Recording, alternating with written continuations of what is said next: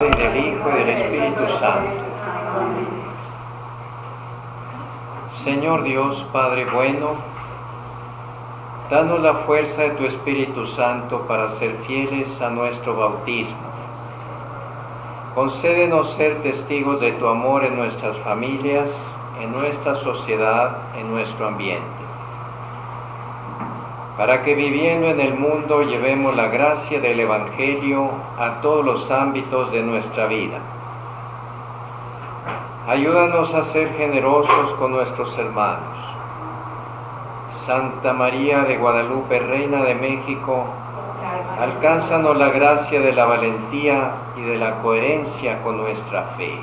Amén. Amén. Muy bien. 2366. Continuamos con la familia, con el matrimonio.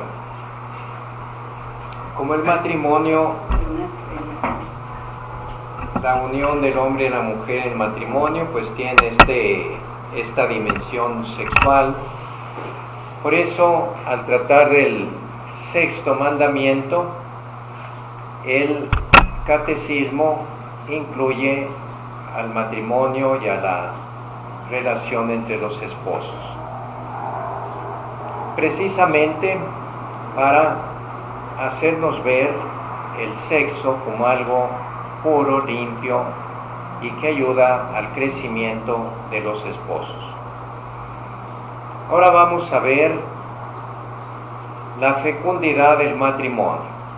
El matrimonio en sí mismo está hecho, como le decíamos la vez pasada, para la procreación como uno de sus fines, no el único. Puede ser que la procreación no quepa por alguna razón, queda siempre el otro fin que hace suficiente base para el matrimonio, que es el apoyo mutuo, el amor. Pero siempre que así lo disponga la naturaleza, la fecundidad es parte del matrimonio. Por lo tanto, excluir la fecundidad de una manera consciente y libre anula el matrimonio. Fíjense nomás, anula el matrimonio. O sea, si una pareja se casa y lo hacen el propósito, la intención clara de no tener hijos, ese matrimonio, desde el punto de vista eclesiástico del sacramento, es nulo. Es nulo. Aunque nomás sea por una persona, o tiene que ser de los dos. Pues sí, aunque sea de una persona, si es que tiene la posibilidad de influir para que ese propósito se cumpla, ¿verdad? Desde luego que también el otro fin, si falta, pues hace nulo el matrimonio. ¿Cuántas veces ahora se anulan los matrimonios, se declaran nulos? Porque no había las condiciones de convivencia para hacer posible esa relación del matrimonio, incluyendo, fíjense bien, hasta la grave, tiene que ser grave, incompatibilidad de caracteres. Claro, los caracteres siempre son diferentes y eso no anula el matrimonio, al contrario, lo complementa. Pero cuando uno sistemáticamente dice sí y el otro dice no, uno dice arriba y el otro dice abajo, uno dice blanco y el otro dice negro, pero así siempre en todo, pues no, ahí no hay manera de ponerse de acuerdo. Ahí son tan diametralmente opuestos que es imposible la convivencia. Pero no nos metamos en ese asunto. Vamos directamente al que está tratando aquí el 2366. Porque debieron darse cuenta antes cuando daban de novio. Pues sí, para eso es el noviazgo, pero no vio. No, ¿verdad?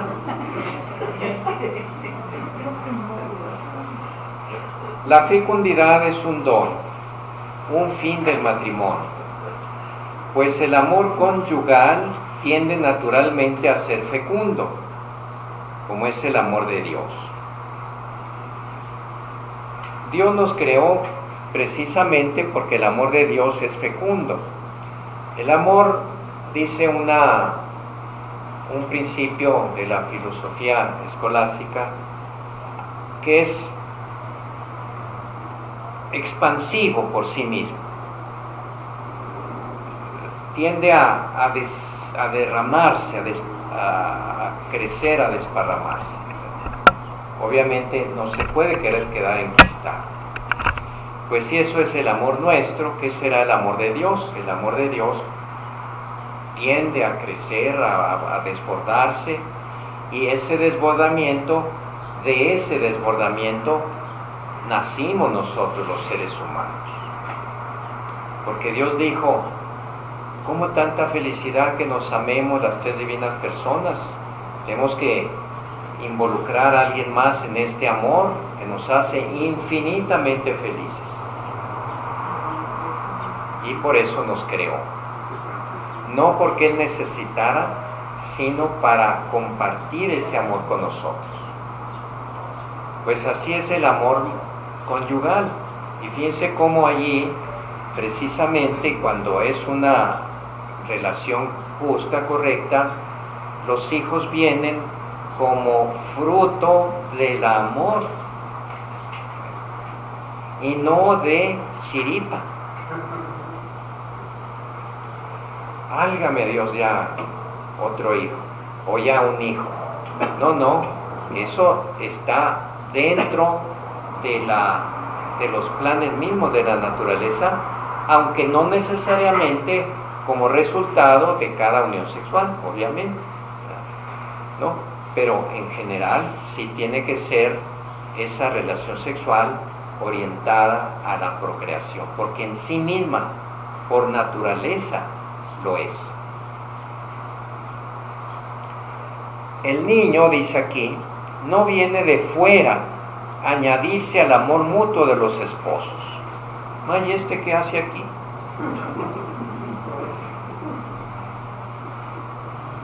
Si estamos tan a gusto los dos, sino que brota del corazón mismo de ese don recíproco, del que es fruto y cumplimiento de ese amor recíproco que se tienen los esposos el uno al otro. Por eso la Iglesia, que está a favor de la vida, enseña que todo acto matrimonial en sí mismo debe quedar abierto a la transmisión de la vida. Si no hay esa transmisión de vida o producción de nueva vida, bueno, es otra cosa, es por naturaleza, por ejemplo, los periodos infecundos, por la edad o lo que sea, o por enfermedad. Pero en sí mismo, el acto sexual está abierto a la transmisión de la vida. Eso lo dice la Humanae Vitae. Ahorita vamos a ver algo más de la Humanae Vitae, que es una encíclica, pues yo creo que, si no toda la historia, no, tal vez no toda la historia de la Iglesia, pero sí del siglo XX por lo menos, es la encíclica más discutida, más mal recibida por el pueblo, por los católicos. Luego vamos a ver por qué.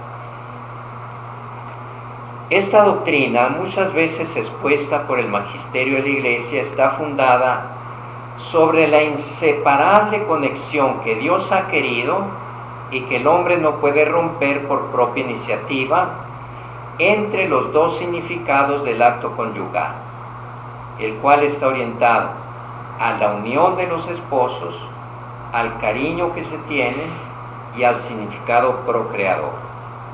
Lo dice la Humanae Vitae, o sea, de la vida humana, y también Pío XI en otra encíclica que se llama Casti Connubii, el matrimonio casto.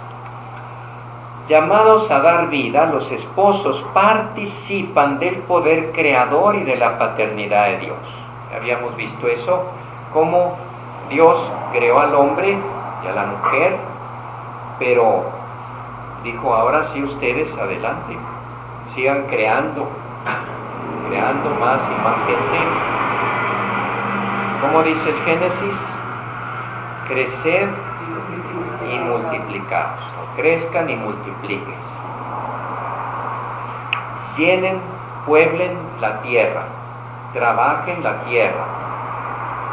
Como les decía la otra vez, Dios al crear este mundo tan maravilloso, puso en él grandes potencialidades, minerales, riquezas forestales, etcétera, etcétera. Y todo el progreso científico y tecnológico que vemos hoy, no lo hizo Dios directamente. Lo hace porque Él está trabajando siempre junto con el hombre, puesto que en Él vivimos, nos movemos y existimos, como dice San Pablo. El hombre no puede hacer nada sin que Dios lo sostenga. Entonces, los dos están creando, pero es el hombre el que continúa creando este mundo a partir de la base que Dios puso en él. Y lo mismo pues de la población, de los hijos. Directamente Dios le da la capacidad al hombre y a la mujer de esa fecundidad.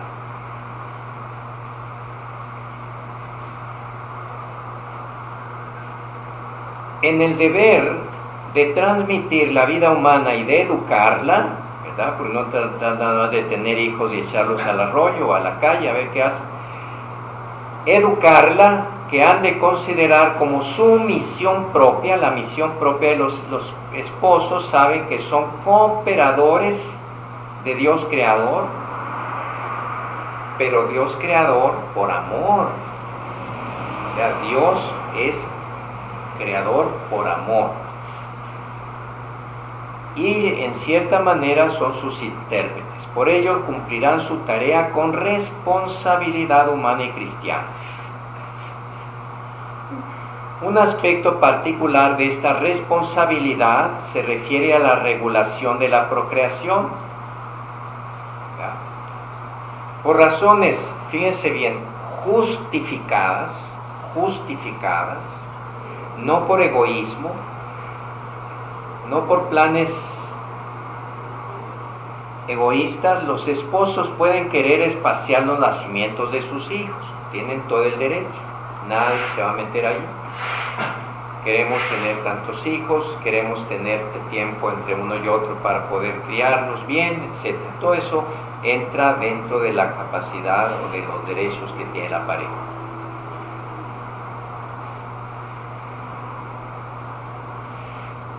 En este caso, deben cerciorarse de que su deseo, ya de no tener un hijo más o de no tenerlo todavía, no nace del egoísmo, sino que es conforme a la justa generosidad de una paternidad responsable. Por eso la Iglesia no habla de control natal, habla de paternidad responsable. No trata nada más de traer todos los hijos que vengan. ¿Qué voy a hacer con ellos? ¿Cómo los voy a educar? ¿Qué recursos tenemos? Pero eso tantas veces, con tanta frecuencia hoy se deforma, y lo vemos en México también, pero lo vemos clarísima y trágicamente en Europa, donde se habla de un invierno poblacional. Es decir, que las parejas que se casan ya no quieren tener hijos, los excluyen, de manera que hay países como en España en que, según las estadísticas, se tiene hasta menos de un hijo por familia. En promedio, ¿verdad? Estoy hablando en promedio, obviamente. Menos de un hijo o un hijo y medio. Y la naturaleza es muy sabia. No me acuerdo los datos precisos, pero se necesita una tasa de natalidad X. No sé si alguno de ustedes lo sepa, creo que son por lo menos 2 hijos por familia para que el recambio de generación se pueda dar. Si no, esa población va en decremento y se acaba esa población. Y eso está pasando. La pirámide poblacional, que naturalmente es como una pirámide con la base ancha y la parte superior angosta, se invierte. De manera que es una pirámide invertida que está apoyada en una base muy pequeña, de pocos niños, de pocos jóvenes, que después tienen que mantener con sus impuestos, con su trabajo, a una cúpula, a una parte superior de gente ya de la tercera edad, que se carga, y me refiero vía pensiones, vía jubilación, etcétera, que se carga sobre cada vez menos gente. Es un gran problema. Fíjense cómo la naturaleza está hecha de tal manera que si no la respetamos, nos damos un balazo en el pie. Pero hay otro peligro para Europa, que pueblos venidos del exterior, que tienen muchos hijos, frente a los pueblos europeos que no tienen hijos, entonces estos que llegan del fuera van acabando por dominar la política, el gobierno, la sociedad en general, la cultura, pero muchas veces esas personas venidas de fuera tienen una cultura muy ajena a la tradicional europea. Pero Europa, que ha renunciado por su secularismo a su herencia cristiana, no sabe qué futuro le espera cuando dentro de unos 30, 40, 2050 sea prácticamente musulmán. No voy a decir aquí si está bien o mal ser musulmán. Lo que digo es que Europa, como ahora existe, ya no va a existir. Porque la cultura musulmana es darle vuelta totalmente a la hoja en costumbres matrimoniales, familiares, en leyes, en todo, en estructuras políticas, en todo, es diferente. Entonces esa civilización occidental, a la que contribuyó mucho el cristianismo y la Iglesia Católica, está desapareciendo y va a desaparecer cada vez más. En el siglo VII, octavo, 711, que entraron los musulmanes por el estrecho de Gibraltar y dominaron casi toda España, después por el paso de Roncesvalles querían entrar a Francia y ahí los detuvo Roldán en el Cantar de los Cantares, digo el Cantar de los Cantares, en el Cantar de Roldán, el Canto de Roldán, de Rolando. Allí se detuvieron por lo pronto. Después los españoles comenzaron la reconquista otra vez, que del 711 terminó el 1492. 700 años de dominación musulmana. Y al mismo tiempo, en 1500, era una tenaza así de musulmana, que por el lado de España y por el lado acá de Europa Central llegaron hasta las puertas de Viena, del siglo XVI y el XVII. Pero en 1571, bueno, ahí lo rechazaron en Viena, y luego en 1571, creo que fue el 71, la batalla de Lepanto,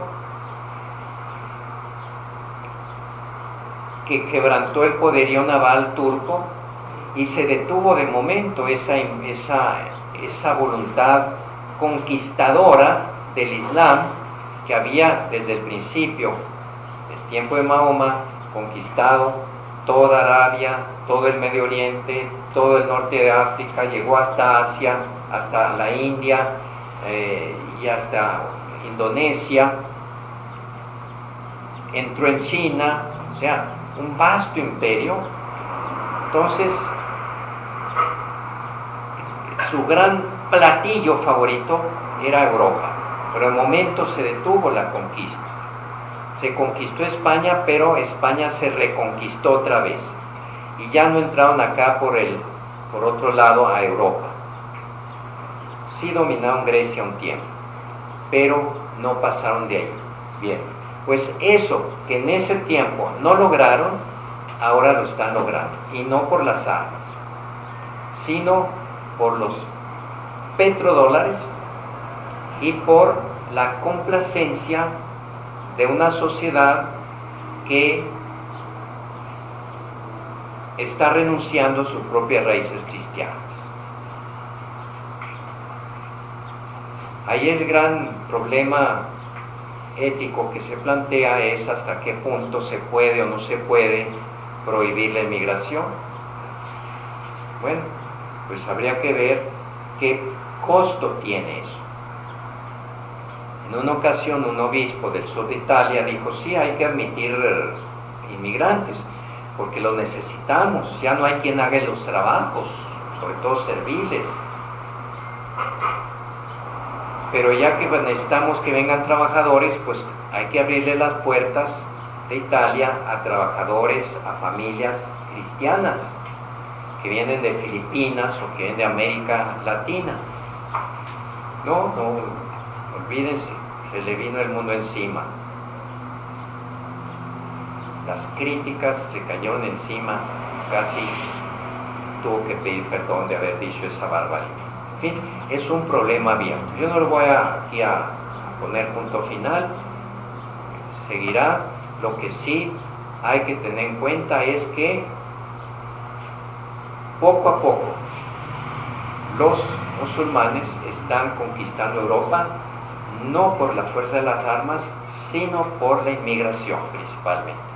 De manera que hay ciudades en que ya barrios enteros, como Ámsterdam, no entra la policía porque ahí aplican sus propias leyes. ¿De dónde viene todo esto? Viene de esa inconsciencia egoísta de los europeos que han dejado de ser cristianos y han dejado de guiarse por la luz del Evangelio y por la doctrina de la Iglesia respecto a la procreación de los hijos, y aferrados a un egoísmo de que la mujer no pierda su figura, de que cómo vamos a renunciar a esta calidad de vida en que tenemos el coche último modelo, la casa mejor. No, un hijo viene a desequilibrarnos económicamente y no, hay que evitar los hijos. Y ustedes, que en su mayoría son papás y mamás, saben lo que cuesta un hijo. Y no me estoy refiriendo a los desvelos, a las preocupaciones, me estoy refiriendo también a lo económico. Simplemente los papás renuncian en gran parte a sus propios bienes para compartirlos con sus hijos. Lo que tengan, mucho o poco.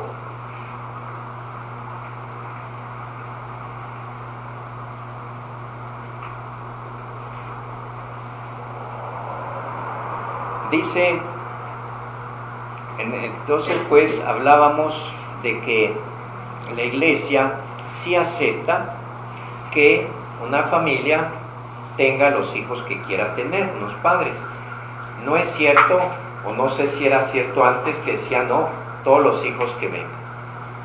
Y entonces tenía hasta 15, 18 hijos. Más antes, mucho más antes, se tenían todos los hijos que se podía porque por las condiciones de salud y de avances médicos, muchos hijos se morían. Casi en todas las familias había muchos hijos muertos, pero cada vez es menos eso. Entonces, sí tienen el derecho de planear responsablemente los hijos que puedan de veras mantener. Padre, ¿Sí? una viejita decía, no, le preguntaban cuántos hijos tuvo, dijo 18. No, hijo, antes teníamos muchos hijos, lo bueno es que nos moríamos los pocos. Pues sí, ya estaban resignados. Y muchas veces la que se moría era la mamá en el parto. Muchas muertes en el parto. El carácter moral de la conducta, cuando se trata de conciliar el amor conyugal con la transmisión responsable de la vida, no depende solo de la sincera intención y la apreciación de los motivos, sino que debe determinarse a partir de criterios objetivos tomados de la naturaleza de la persona, criterios que conservan íntegro el sentido de la donación mutua. Esto es imposible si no se cultiva con sinceridad la virtud de la castidad conyugal, ¿verdad? O sea que los esposos también están obligados a vivir la castidad, en primer lugar, reduciendo todo tipo de sexualidad a las relaciones entre ellos dos. Y a veces se podrá decir, no, qué difícil para algún célibe, uno que no está casado, no, también es muy difícil para un casado, sino porque hay tantas aventurillas fuera del matrimonio. A todos nos cuesta, también a los casados si quieren vivir la castidad. Por lo tanto, salvaguardando, dice la Humanae Vitae, ambos aspectos esenciales, el unitivo entre los esposos y el procreador, el acto conyugal conserva íntegro el sentido de amor mutuo y verdadero y su ordenación a la altísima vocación del hombre a la paternidad. O sea, por sí mismo, el acto conyugal está orientado a la procreación. La continencia periódica, los métodos de regulación de nacimientos fundados en la autoobservación y el recurso a los periodos infecundos son conformes a los criterios objetivos de la moralidad. Aquí es donde viene la Humanae Vitae, porque les decía que es un documento muy molesto, muy rechazado en su momento, y ahora pues no es rechazado porque más bien es ignorado. Porque invita a los esposos a un autodominio y a un reservar sus relaciones para cuando la naturaleza no esté abierta a la procreación. A veces la señora, no, padre, pues yo sí quiero, yo sí lo haría, pero no, mi esposo, olvídese que se va a aguantar, que se va a esperar. No, pues es que eso tiene que ser un encuentro, un acuerdo, un consenso entre los dos. Hay que recordar que la sexualidad es un impulso muy fuerte, pero no es invencible. Y por motivos superiores puede ser llevado por cauces humanos que no van a deteriorar o estropear a la persona, sino al contrario, la va a hacer crecer más en el amor y en la fortaleza de carácter que necesita para muchas otras cosas. Pero dice uno, voy por la calle, quiero pasar y el semáforo en rojo. Quiero hacer esto y la ley me lo prohíbe. Voy con el jefe a pedirle un aumento y me dice que no. Aquí no, y espérate, y contrólate, y limítate. Llego a la casa y se mete a la iglesia y me dice que, pues, ¿qué es eso? No, aquí déjenme libre que yo haga lo que quiera. Pero ¿quién puede hacer lo que quiere en ningún campo? Díganme, ¿quién quiere hacer? ¿Quién puede hacer La naturaleza de por sí es limitada. En sí misma lleva ya la necesidad de limitación, de control, de límites, de ponerle límites a todo. Sea que comamos, sea que durmamos, sea que trabajemos, sea que estemos en una fiesta, siempre tiene que llegar a un límite, decir, hasta aquí llegué. Entonces, ¿por qué alguien dice, no, en el aspecto sexual no hay límites? Pues claro que los hay, como en cualquier otra cosa. ¿Sí me explico? Entonces hay que aceptar esa naturaleza limitada que somos. Ciertamente vamos a disfrutar bien de una buena comida, pero no porque disfrutamos bien de una buena comida me estoy come. O me encanta dormir y pues no me levanto en 3 días, hasta pierdo el trabajo. O me gusta una copita, pero no me detengo y sigue otra y otra y otra y otra y otra. Párale. En todo hay límites, también en lo sexual, también entre los esposos. Y es lo que dice el Humanevite, pero pues en medio de esta sociedad hedonista, hipersexualizada, la Humanevite cayó como una bomba.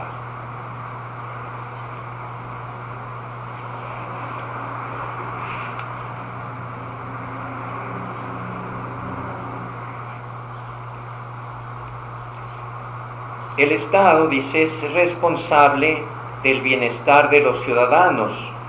Por eso es legítimo que intervenga para orientar el incremento de la población. Me acuerdo que en Francia, por ejemplo, había una invitación, y en algunos países, a que las parejas tengan hijos.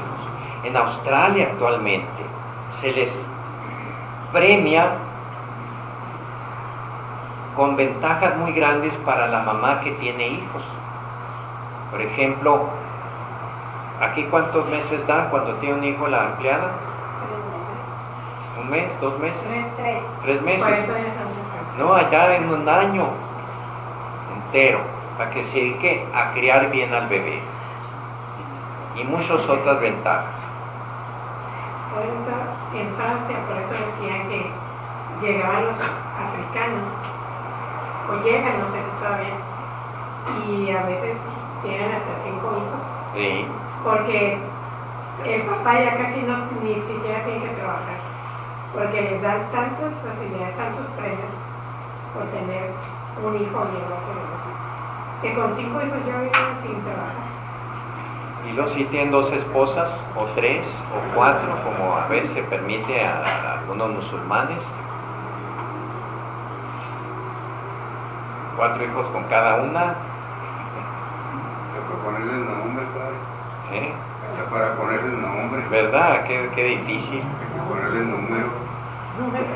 Sin embargo, dice, el Estado no puede suplantar la iniciativa de los esposos, que son los primeros responsables de la procreación y educación de los hijos.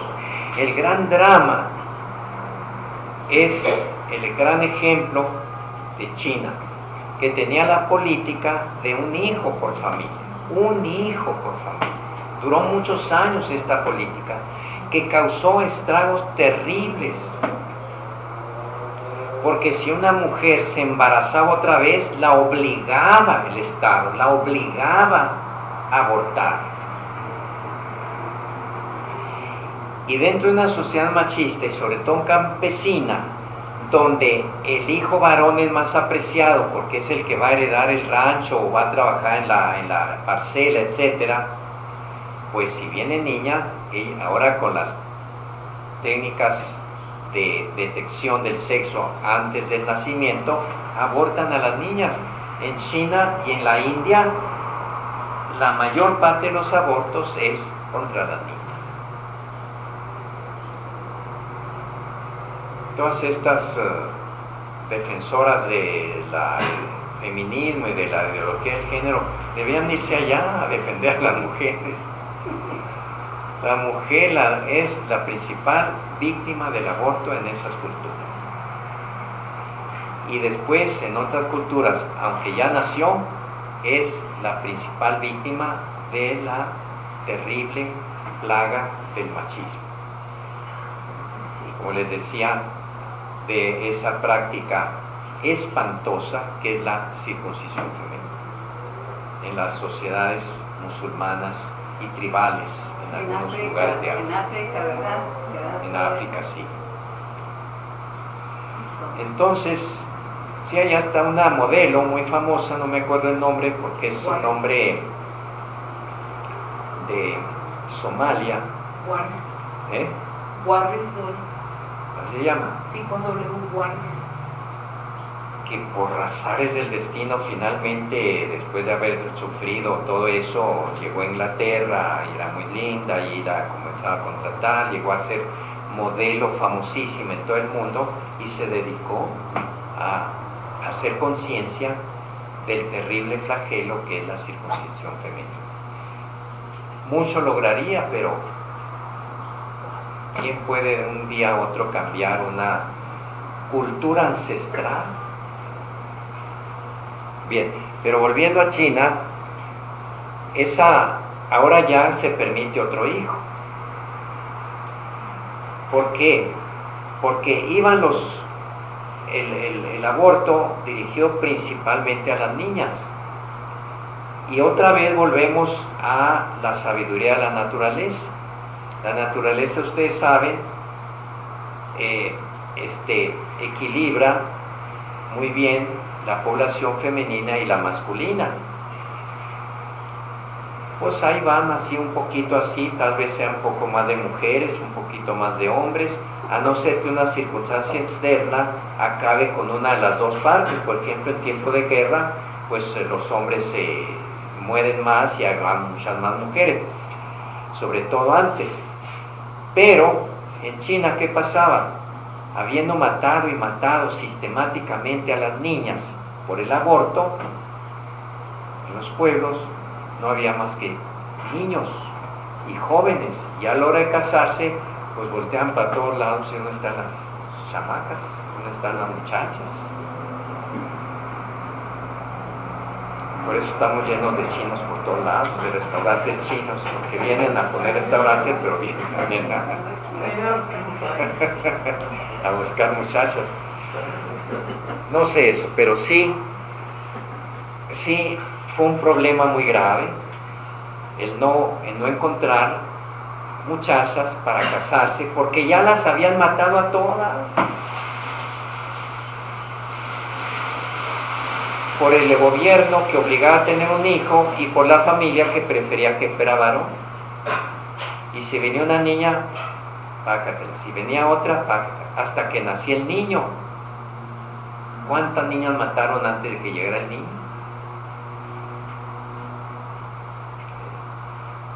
Pero además el drama humano. Una madre de familia que espera con deseo su segundo hijo y que viene el gobierno y le dice: te vas allá a esa clínica, te llevamos a fuerzas y te obligamos a que abortes. Les decía la vez pasada, no tenemos idea de cuánto debe la civilización del mundo al cristianismo, porque todo ese tipo de prácticas de tipo pagano, la iglesia las erradicó. El infanticidio existía en las primeras culturas de cuando nació el cristianismo, en Roma, en Grecia y en otras más, y lo detuvo el divorcio, detuvo el aborto, hasta donde pudo, ¿verdad? La esclavitud la detuvo con muchos siglos, por lo menos cambiando la actitud de amos y patrones para que fuera más humana. Decía a los patrones: oye, no puedes tú maltratar a tu esclavo, mucho menos matarlo, mucho menos violar a tu esclava nomás porque es tu esclava.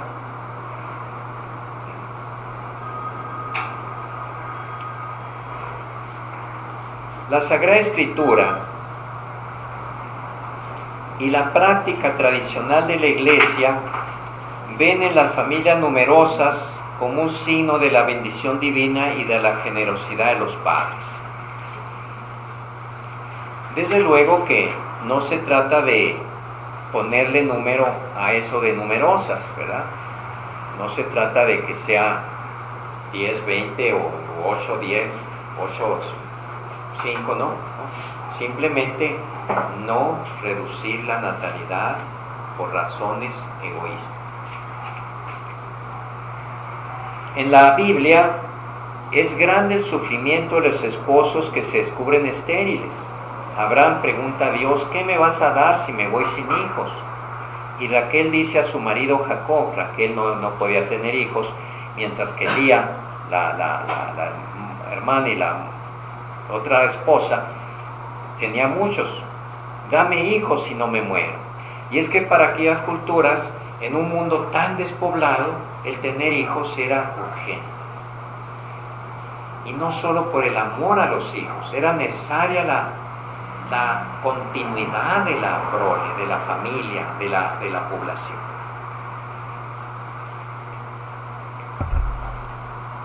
Los investigadores que intentan reducir la esterilidad humana deben alentarse a condición de que, las investigaciones que intentan reducir la esterilidad humana deben alentarse a condición de que se pongan al servicio de la persona humana, de sus derechos inalienables, de su bien verdadero e integral, según el plan de Dios.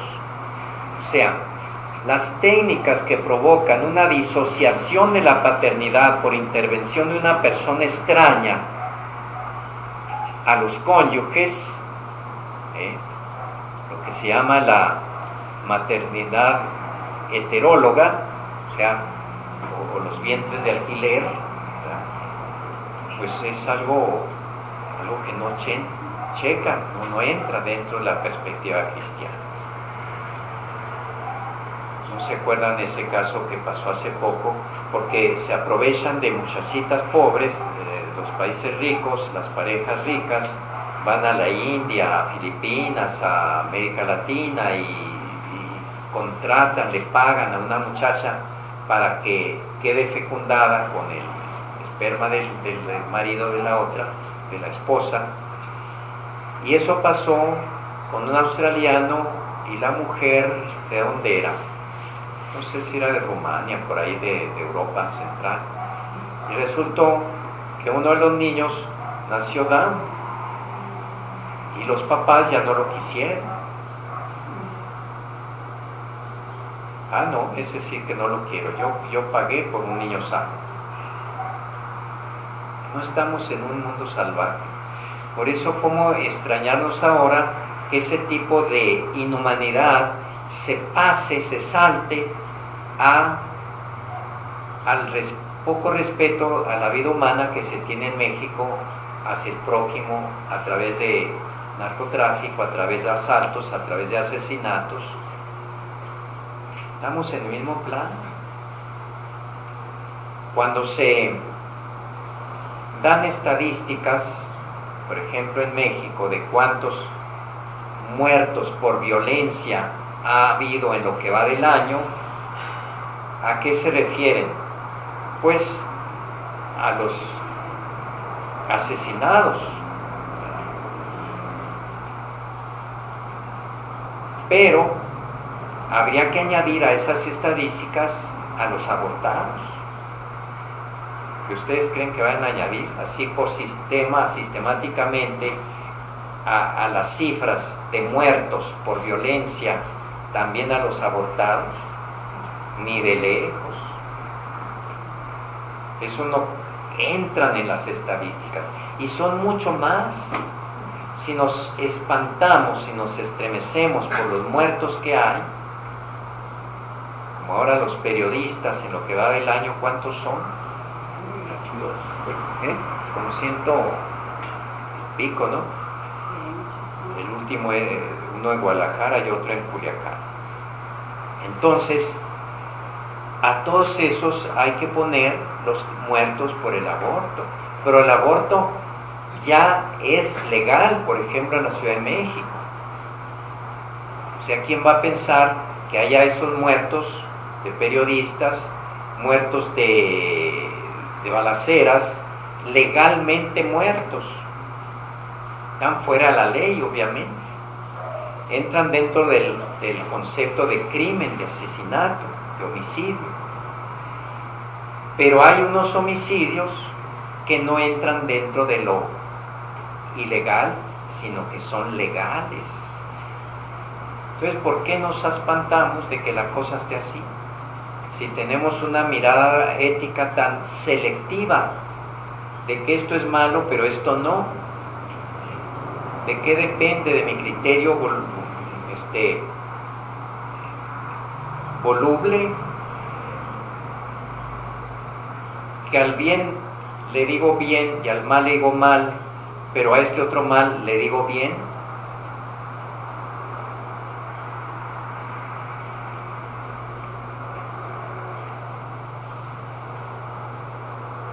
El hijo, dice aquí, no es un derecho, es un don. El don más excelente del matrimonio es una persona humana y no puede ser considerado como un objeto de propiedad a lo que conduciría el reconocimiento de un pretendido derecho al hijo.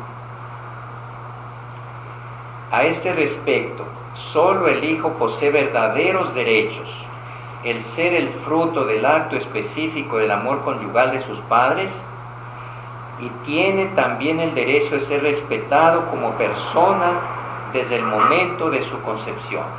¿Cuál es el argumento principal que se alega para el aborto? La mujer tiene derechos sobre su cuerpo, ¿no es cierto? Sí. La mujer tiene derechos sobre su cuerpo. Aparte que eso tampoco es cierto, que nadie tiene el derecho total y absoluto sobre su cuerpo. Yo no me puedo mutilar nomás porque sí, quitarme un ojo, una mano, o suicidarme,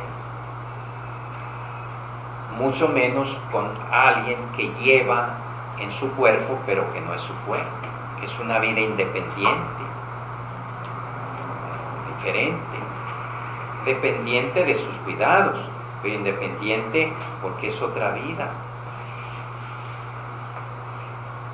Y se habla mucho de los derechos de la mujer, qué bueno, pero no de los derechos del hijo que viene.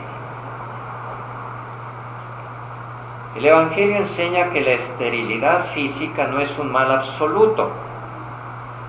Los esposos que tras haber agotado los recursos legítimos de la medicina sufren por la esterilidad deben asociarse a la cruz del Señor, fuente de toda fecundidad espiritual, y pueden manifestar su generosidad adoptando niños abandonados o realizando servicios abnegados en beneficio del prójimo.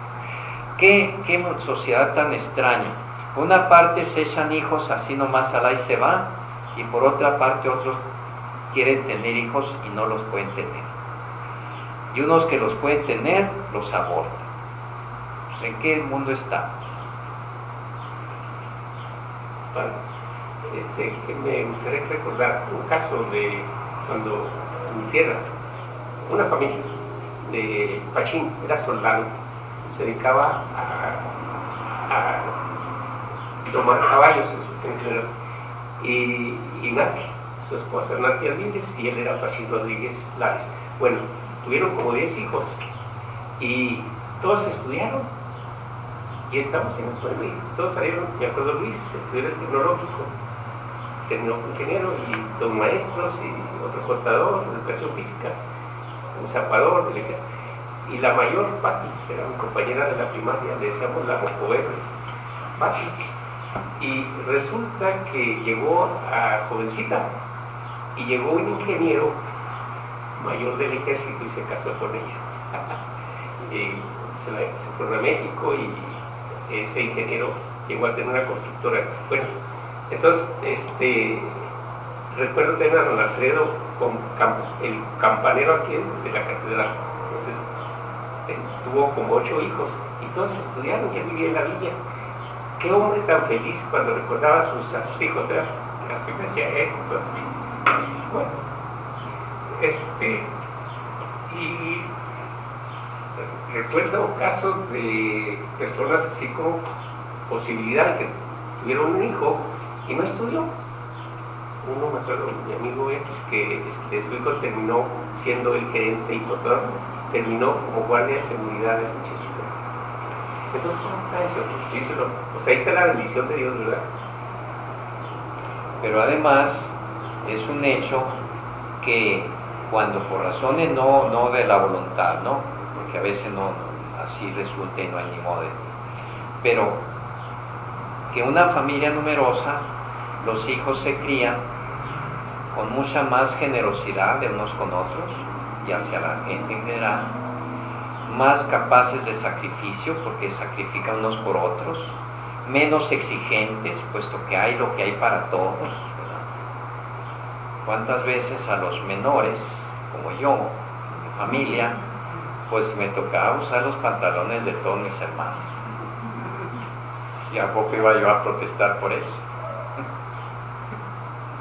Ahí le va pasando la ropa hasta que el otro crecía y nomás que yo ya no tenía quien pasársela, además no hubiera sido posible porque ya no se podía usar. Bien, pues aquí terminamos un poquito antes porque... ¿Estaban buenos todavía? ¿Eh? O así como se usan ahora los de mezclilla, todos.